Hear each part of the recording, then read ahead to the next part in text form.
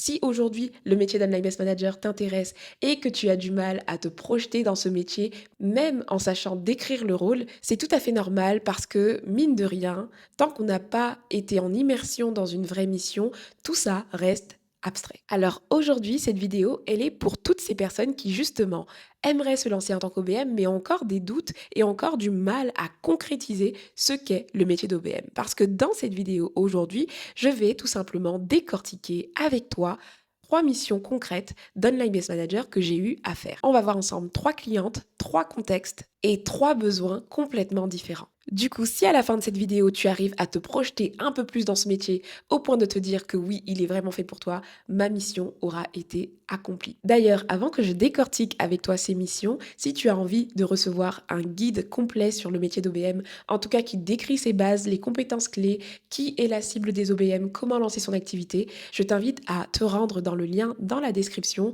Tu pourras télécharger tout simplement un guide gratuit que je mets à votre disposition. Première mission, une mission bras droit, qui est vraiment la mission d'OBM par excellence. Dans cette première mission, je travaille avec une entrepreneuse qui génère plusieurs 6 chiffres par an. Donc, elle a déjà une équipe en place avec une apprentie qui gère la communication sur les réseaux sociaux et la relation client. Elle a également dans son équipe plusieurs coachs qui interviennent dans son programme principal. Elle a aussi une copywriter et une community manager aussi à l'époque qui était en fin de contrat. J'arrive donc dans une boîte qui est en pleine croissance où la dirigeante avait pour problématique les feedbacks. Elle n'en pouvait plus de devoir toujours faire des retours aux membres de son équipe, surveiller ce qui devait être fait, valider chaque étape, valider ceci, valider cela.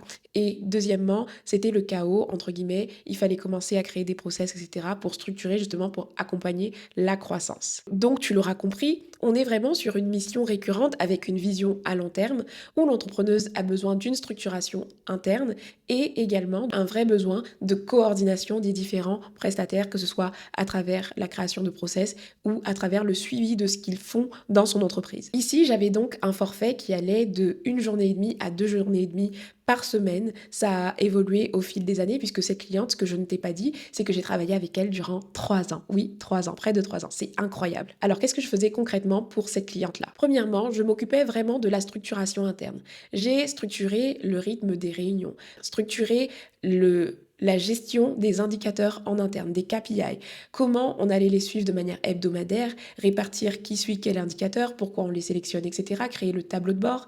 J'ai commencé à créer des process que j'ai priorisés d'abord en fonction des offres clés. Par exemple, l'offre phare qui tournait le plus, c'était elle qu'il fallait prioriser. Donc, commencer à créer des process pour baliser et structurer vraiment tout ce qui est lié à cette offre phare qui permet la croissance de l'entreprise, que ce soit le suivi des clients, le suivi des coachs, le suivi fait par les coachs, etc. Mettre en place tout ça. L'idée en plus, c'est que lorsque d'autres personnes viennent dans un programme pour accompagner les clients de ma cliente, c'était hyper important que les standards soient bien respectés, que les attentes et la vision de l'entreprise soient aussi déployées avec ces freelances qui travaillent avec nous. Donc j'ai énormément travaillé sur cet aspect. Optimiser du coup le suivi de l'équipe sur le Slack, etc.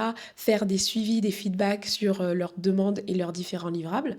Ensuite, au quotidien, comme c'était une boîte avec des lancements récurrents, je m'occupais en fait tout simplement de piloter chaque lancement avec du coup des méthodes de gestion de projet qui allaient du cadrage jusqu'au bilan tout simplement. Donc du coup, s'il fallait recruter quelqu'un ponctuellement pour la nouvelle charge de travail, je m'en occupais également. Je gérais le projet de A à Z, création de rétro-planning, suivi des livrables.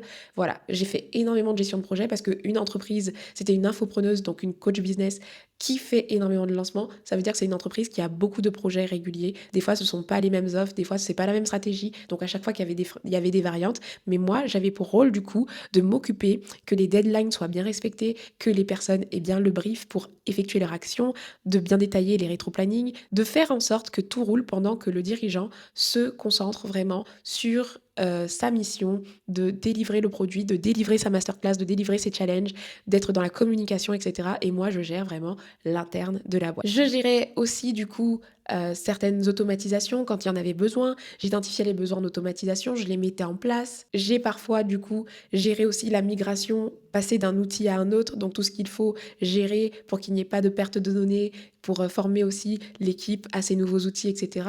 Et puis, en tant que bras droit, j'ai énormément contribué à toutes les réflexions stratégiques lorsqu'on avait des points hebdomadaires avec ses dirigeantes, donc sur la direction de l'entreprise, sur comment respecter la vision, comment renouveler la vision, quelle direction prendre pour le contenu, quelle direction prendre pour les offres, quand terminer une offre, quand terminer une collaboration.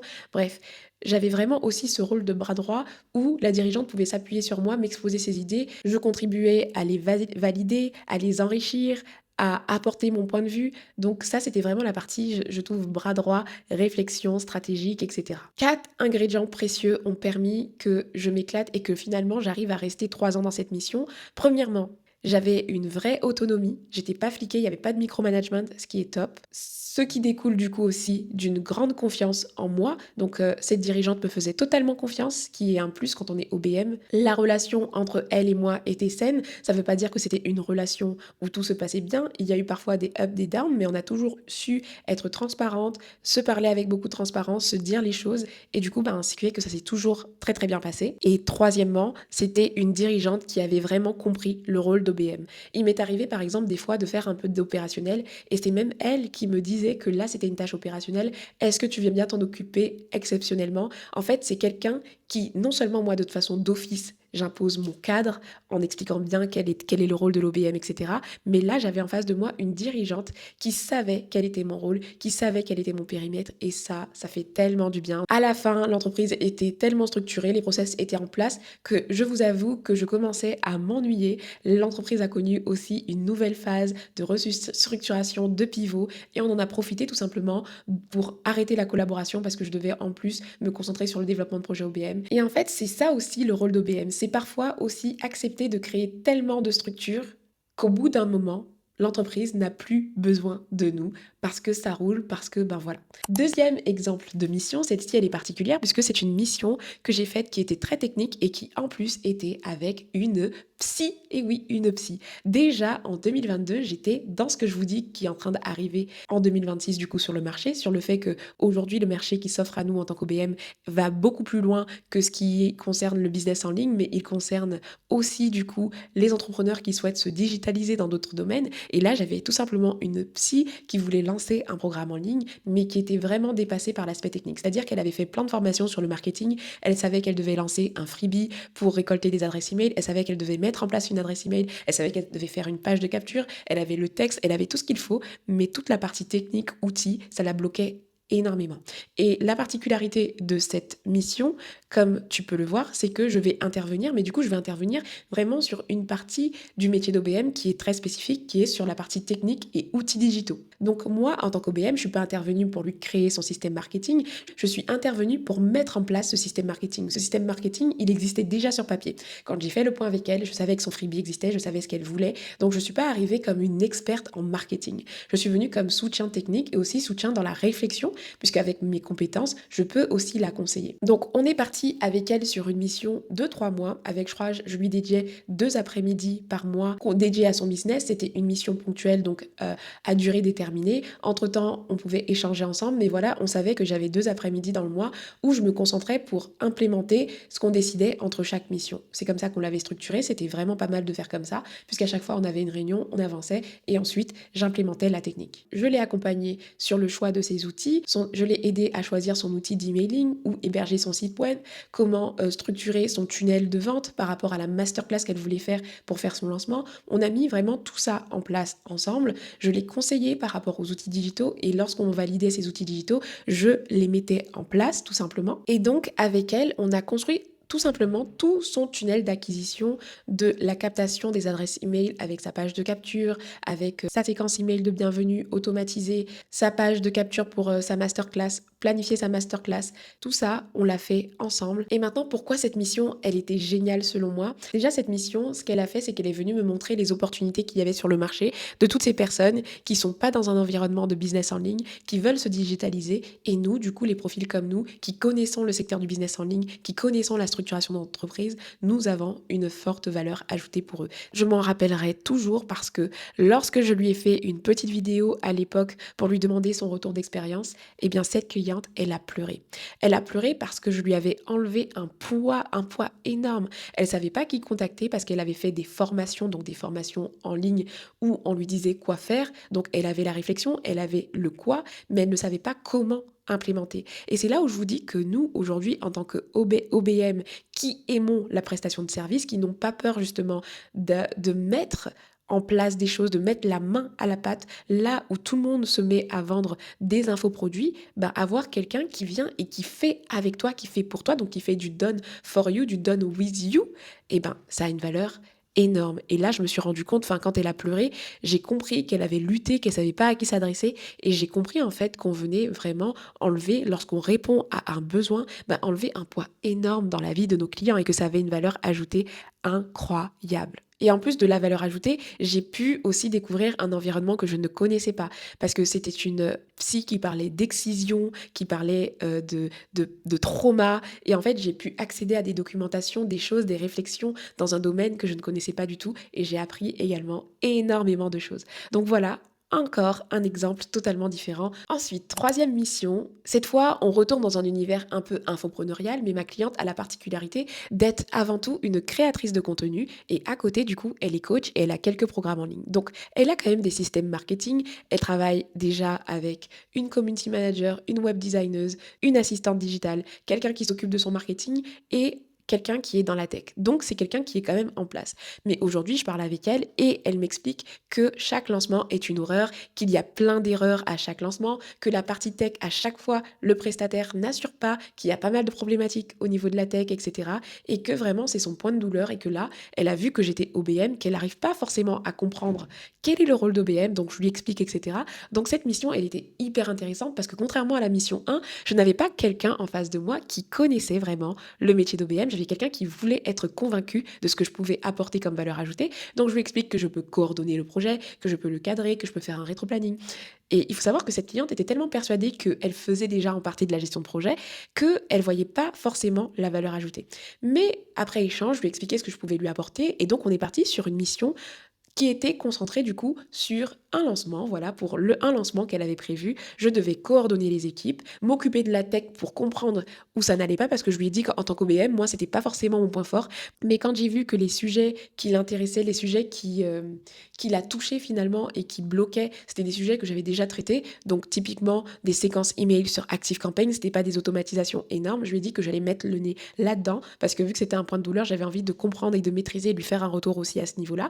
Et puis, coordonner l'équipe, faire le rétro-planning. Première étape, je fais le cadrage et déjà on se rend compte que les deadlines ça va pas le faire. Donc première valeur ajoutée, j'ai pu lui montrer, lui démontrer que si elle voulait lancer son offre là à la date où elle avait fixé, il y avait plein de facteurs qui rentraient en jeu et que ça n'était pas possible. Mais elle, comme elle n'avait pas de retour, qu'elle n'avait pas de bras droit qui lui faisait des retours comme ça, qui lui mettait face à certaines vérités, ben elle s'en était pas rendue compte. Donc première chose, c'est une femme qui a pu se reposer parce qu'elle était déjà fatiguée et on a pu décaler la date à une période plus propice. Et ça lui a fait du bien de se rendre compte de ça parce qu'en fait, elle avait du mal à trancher et du coup, j'ai pu l'aider à trancher. Donc, je m'occupe du cadrage. Ensuite, je fournis un rétro-planning. Donc, ma cliente pensait avoir un rétro-planning et en fait, c'était juste une to-do list de ce qu'elle avait à faire. Sauf qu'un rétro-planning, c'est un rétro-planning qui rassemble les actions de tout le projet et surtout avec des deadlines spécifiques pour chaque personne pour faire en sorte de respecter les différents jalons, les différents livrables. Donc là, elle en prend plein la vue parce qu'elle se rend compte de tout ce qu'il faut faire pour chaque lancement. Ensuite, je m'occupe aussi de la tech. Donc, je m'occupe de ces structures d'automatisation. Je fais le point avec son marketeur pour savoir ce qui a été fait auparavant et je m'occupe des nouvelles séquences email. Résultat, zéro erreur. Il y a eu une petite erreur sur un truc, mais vraiment, c'était vraiment minime comparé à ce qui se passait auparavant. Et là, franchement, elle a été épatée. Donc, je me suis occupée aussi des équipes, donc répartir les tâches, suivre le travail de l'assistante, suivre le travail aussi de celle qui s'occupait du design, etc. Ma cliente a gardé la main quand même sur la validation de certaines choses parce que je venais d'arriver dans la boîte et je n'avais pas la maîtrise sur tout. Donc, j'ai dû énormément la solliciter. C'était aussi ça le défi pour moi, de commencer une mission comme ça sans maîtriser vraiment la boîte. Mais ça a été vraiment formateur. C'est-à-dire que c'était quand même en partie le chaos parce que voilà, je découvrais l'équipe, parce qu'il y avait plein... j'étais en train d'organiser un lancement, mais c'est pas comme dans la première mission que j'avais faite où il y avait des process en place. Donc des fois, je déléguais quelque chose, mais il fallait que je crée tout de suite un tutoriel pour l'équipe pour qu'elle puisse savoir comment gérer la chose. Donc c'était quand même très challengeant, mais ce qui m'a marqué dans cette mission, c'est comment, en fait, des fois, les entrepreneurs ne réalisent pas qu'ils ont besoin d'une OBM et comment, en fait, c'est à nous de faire en sorte de leur permettre de tester nos compétences, de tester notre valeur ajoutée pour qu'ils soient vraiment convaincus. J'ai découvert, du coup, en travaillant avec elle, qu'elle avait une audience de malade. En lançant la communication pour ses ateliers, j'ai réalisé que même en organique, c'était quelqu'un qui pouvait générer des milliers d'inscriptions. Sans budget ad, c'est une femme qui arrive à générer énormément d'inscriptions, mais malheureusement, l'absence de structuration fait que sa croissance est limitée. Et le fait d'avoir fait la mission avec elle lui a permis de s'en rendre compte parce qu'elle a vu ma valeur ajoutée. Cette mission était une mission ponctuelle, je suis allée au bout du projet, on a pu faire le point après et ce lancement en fait c'est un lancement qui s'est super bien passé pour elle parce qu'elle n'a pas eu toute la charge mentale qu'elle a pu avoir auparavant et surtout il y avait zéro erreur. Et donc là bien sûr elle m'a remercié, ça s'est super bien passé, mais aujourd'hui cette cliente s'est rendue compte de la valeur ajoutée d'une online business manager, ce qui fait qu'aujourd'hui on discute ensemble pour faire une prestation récurrente qui ressemblerait un peu à celle dont je vous ai parlé du coup dans la première partie de vidéo, donc la première mission. Cette mission, elle est hyper intéressante pour vous montrer que parfois, partir sur une mission courte pour montrer à quelqu'un qui n'a pas conscience de la valeur ajoutée d'une OBM, ça peut être une opportunité énorme. Ne vous limitez pas à quelqu'un qui vous dit non, j'en ai pas besoin ou je ne sais pas trop. Proposez peut-être un service intermédiaire et vous allez peut-être débloquer ensuite une collaboration à long terme puisque la personne va se rendre compte concrètement de quelle est votre valeur ajoutée. Un peu comme toi, si tu t'es senti concerné en début de vidéo où tu te disais ok, je comprends la valeur ajoutée de l'OBM, mais j'arrive pas à comprendre concrètement comment elle va aider un client. Imagine bien que certains entrepreneurs se disent la même chose. Je vois, elle s'occupe de la gestion de projet, de la gestion des opérations, mais concrètement, je n'arrive pas à voir ce qu'elle va m'apporter dans ma boîte. C'est hyper important pour nous de l'avoir en tête pour ne pas se laisser freiner lorsqu'il y a un frein de compréhension, parce qu'il suffit de montrer, de démontrer, de prouver sa valeur ajoutée pour ensuite débloquer des missions à plus long terme. Donc voilà, 3 missions que j'ai pu faire, 3 environnements différents pour te montrer en fait comment en tant que profil intégrateur, avant même d'être OBM, on est profil intégrateur, parce que sur la première mission, j'étais directrice des opérations, sur la deuxième, j'étais OBM, sur la troisième, j'étais chef de projet. Pourtant, le cœur a toujours été le même. Il y avait du chaos, j'ai structuré, j'ai clarifié, j'ai accompagné. Et si je regarde bien toutes les missions où ça s'est super bien passé, il y avait à chaque fois les mêmes ingrédients, un dirigeant qui délègue vraiment, un périmètre clair, une confiance mutuelle, un vrai besoin en structuration et une place à la table pour les décisions. Alors voilà comment tu peux toi aussi bientôt aider des entrepreneurs sur le marché de différentes façons. Même dans ces missions que je viens de te présenter, je n'ai pas mobilisé toutes les compétences que l'on peut apporter en tant qu'OBM. J'ai fait des missions où, par exemple, j'ai fait des recrutements réguliers. Ça aussi, c'est une compétence à part entière. Je n'ai pas parlé de la gestion des opérations aussi, qui est de réorganiser toute une structuration interne, refaire l'organisation interne, restructurer un espace Notion, restructurer l'organisation du quotidien d'une boîte. Je t'en ai pas parlé. Mais tout ça pour te dire que, mais tu réalises aujourd'hui, je t'en ai pas parlé, mais j'espère que tu réalises au moins avec ces 3 missions comment tu peux. Je t'en ai pas parlé, mais dans les missions que je t'ai proposées aujourd'hui, on a vraiment quand même des missions, celles qui sont le plus souvent proposées actuellement sur le marché. Donc si aujourd'hui c'est quelque chose qui te parle, lance-toi, identifie les besoins de ta cible et va répondre à ses besoins. Et si aujourd'hui tu sens que tu n'es pas équipé pour répondre à ces besoins, que tu veux monter en compétences, n'hésite pas à te renseigner sur Projet OBM parce que j'accompagne des OBM à avoir la bonne posture pour que leur périmètre soit respecté, qu'elles ne se retrouvent pas à faire des missions opérationnelles et qu'elles kiffent et aussi qu'elles soient bien payées. Voilà tout pour moi pour cet épisode de podcast. J'espère qu'il t'a plu. N'hésite pas à me dire en commentaire quelle est la mission qui t'a le plus parlé. Est-ce que quelque chose t'a interpellé? Ça me fait toujours plaisir. Et puis, je te donne tout simplement rendez-vous dans un prochain épisode. Ciao, ciao!